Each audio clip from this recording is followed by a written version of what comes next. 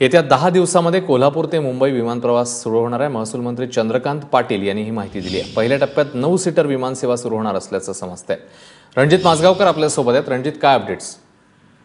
अश्विन, कोल्हापूरकरांसाठी आणि पश्चिम महाराष्ट्रातल्या उद्योजकांसाठी एक आनंदाची बातमी आज चंद्रकांत दादा पाटील यांनी कोल्हापुरात एबीपी माझाशी बोलताना दिली आहे। गेली 5 वर्ष कोल्हापूरचं विमानतळ हे विमानाच्या प्रतीक्षेत होतं।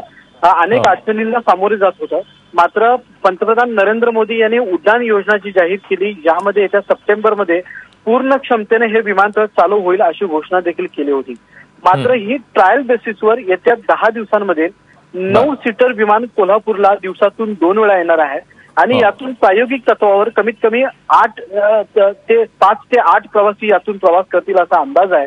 हे विमान जर सक्सेस झालं, या फेऱ्या जर सक्सेस झाल्या तर 9 वरून 18, 21 आणि त्यानंतर मोठे विमानं कोल्हापुरामध्ये उतरायला सुरुवात होतील।